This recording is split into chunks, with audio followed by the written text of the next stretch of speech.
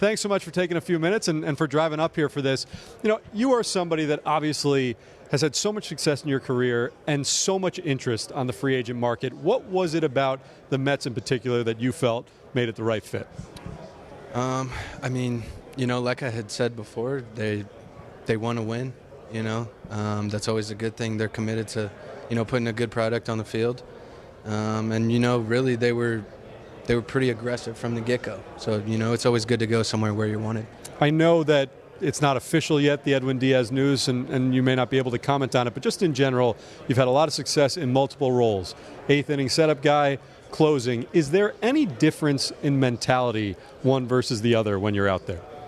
I've never really looked at it like that, I feel like I get this question a lot, but the thing is, the runs count the same in the 8th inning as they do in the 9th, right?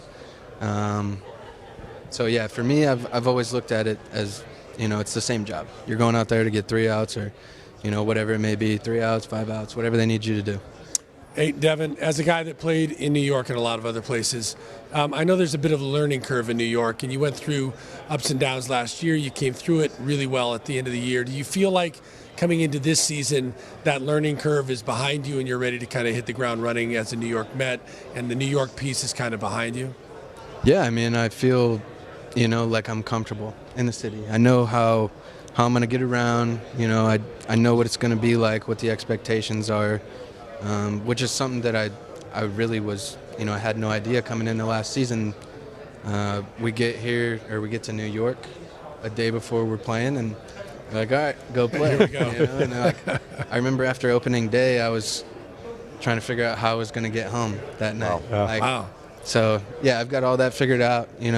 We're good. We're comfortable. I'm ready to go. Good. Devin, I would like your take on the most solid Liverpool situation, but this is a baseball show. I'm sure you have a good one. So I'm going to ask you about your cutter instead and ask you the other one offset. I had a pleasure watching you pitch last year for the Yankees. You weren't really throwing much of that cutter that we'd seen be effective for you in some years with the Brewers. Is that a pitch that you want to continue to develop and work back kind of into your mix as you had it a few years earlier? Where are you at with that right now? Yeah. It's something I've really made a concerted effort on, over the past 3 years. And it's gone up and down in my confidence in it, but I think it's something that I have to, lean into now in order for me to take that next step. Yep. So, yeah, I jumped in with both feet, and I'm sure you're going to see it a lot more this year. Yeah, speaking of the pitch and the selection of pitches, you've talked a little bit about the gyro slider. First of all, for the folks at home, give us your definition of what the gyro slider is compared to a normal slider. I think I know what it means, but then additionally, is it something that you think you want to deploy as a regular pitch, or is it something that you're going to have and see if it develops before you use it in game situations? It's just a slider, right? The gyro sliders, we call it that because of where it plots on the chart. But yeah, it's something, I just want to have in my back pocket. If I feel the situation calls for it, I want to be comfortable enough to whip it out. Devin, talk about the cutter, we talk about the slider, but we know that the airbender, the changeup, is what you're known for. And I don't want to go a full first interview with you without asking you about it. What is it about that pitch, the way you throw it, the way that your wrist moves, whatever you are able to do to manipulate that baseball, that makes that pitch such a unique pitch in the game? I think it's just, like you said, it's unique, right? It's something that you don't really see. Guys don't, they don't see that pitch visually coming out of a right-hander's hand. Mm-hmm.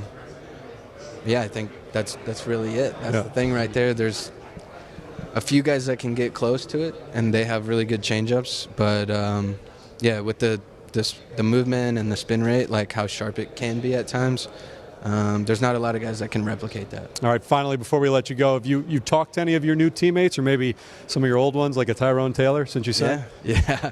Tyrone was the first guy to text me. I think he texted me as soon as the news was out there. Aside from him, there's Manaya's reached out, Lindor reached out.